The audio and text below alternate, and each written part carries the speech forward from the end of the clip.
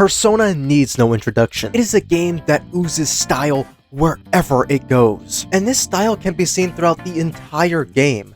One of my favorites is, honestly, when you, hello? It doesn't really seem like you're listening to me. I really appreciate your attention. Sorry to cut you off. I know the soundtrack is good. It is extremely good. But that's not what I'm here to talk about today. I'm here to talk about...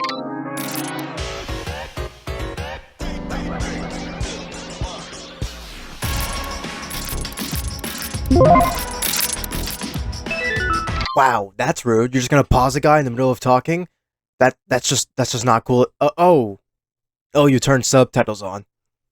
I guess you could be excused. What was I talking about? Oh yeah, pause menus. Oh my god, I love Persona's pause menus. They are so artistically creative. Now, I know, the average person might ask, it looks cool, what else is there? And that average person is kinda dumb. There is so much that goes into these pause menus that it honestly makes me sad that people don't appreciate them to the extent that they should. Because not only do the pause menus look cool, but they also reflect upon the morals of the story and what they're trying to convey in the entire game itself. In Persona 5, you see Ren pull out his hand like he's stopping you with so much authority. See, Persona 5 follows the themes of rebellion, and the pause menu reflects this. You can see how every element refuses to conform and breaks away with jagged edges. There's so much happening on the screen that it's almost overstimulating. It's hard to find where your eyes are supposed to go. Your party stats are in this weird arch pattern. There's random text at the top of the screen that doesn't add anything to the pause menu itself. All of this is conveyed in one simple menu, and that's not even covering the other menus in the game, like the Confidants, where all the characters blend behind Joker, becoming part of him, becoming an addition to his shadow. The motherfucker steps on command, there's not much else to say. But that's not all. In Persona 5, all of the shopkeepers have their own styles. Take Takumi for example.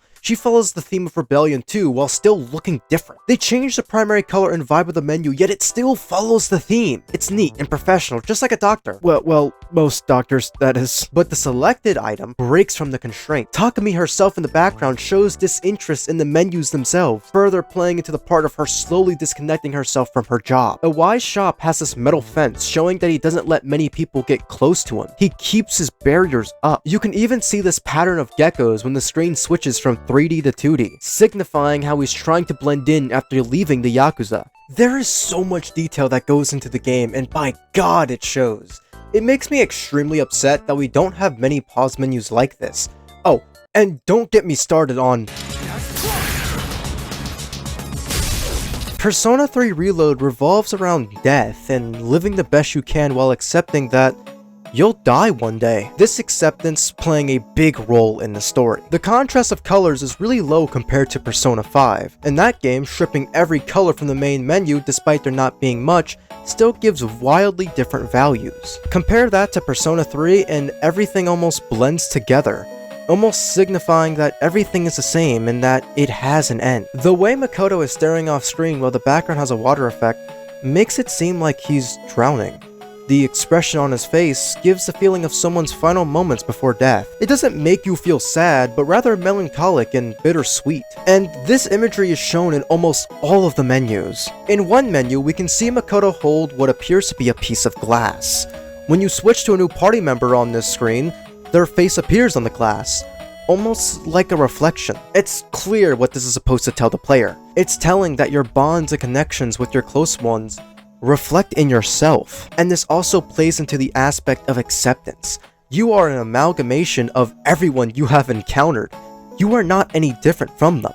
They are you and you are them. And just like all the others, you're going to have to face your end as well. I was gonna make a comment on how edgy that sounds, but then I forgot this is the game where you like shoot yourself. Now these games have great pause menus. The others range from meh to really bad. Persona 5 Strikers is alright and it's fun. This time they have 3D models and they're still the rebellious style, so it's cool. It's not bad per se, but I think Persona 3 Reload does better at the 3D models in the pause menu, because here they look a little off. But credit where credit is due, Sophia's shop does look nice, and Futaba being the place for the info and technical stuff is a nice touch. They also have an AI character again. Don't know why we're reusing tropes. We had a dog and a baseball mascot. Creativity's here. Anyway, the menu's cool, but I'm a whore and don't like to be fucked twice by the same thing. The first one was better. Sorry, not sorry. Persona 4, what to say.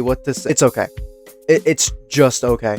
I don't feel any emotion behind the menu. They just look cool and fit into the TV early 2000 tech era. But outside of that, they don't evoke anything in me. Persona 3's a lot of blue, whole lot of blue. I love blue, blue's the best. Give me blue, I want more blue, please. Blue, blue, blue. Persona 1 and 2 don't need to be talked about. They're objectively the worst, but the bar back then was really low, especially for JRPGs. So with every official Persona game that totally exists, because I am forgetting none at all, I want to talk about a fan-made Persona 6 pause menu by UI Maestro. Because God, it hits harder than my abusive stepdad. This UI screams everything that I love. The vibrant colors, the look of wonder on the character's face as she looks up in awe or thought. Remember what I said about Persona 5?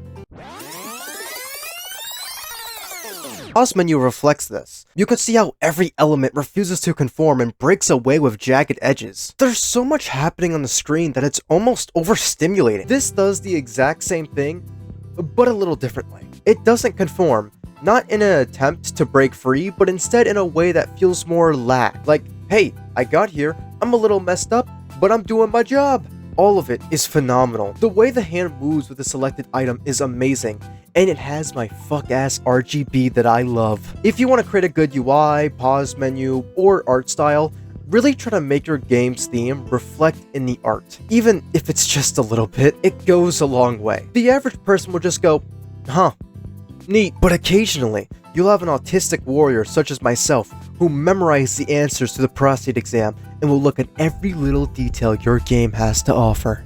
Anyway, UI is really cool. Please subscribe so I get 5 subscribers. Bye.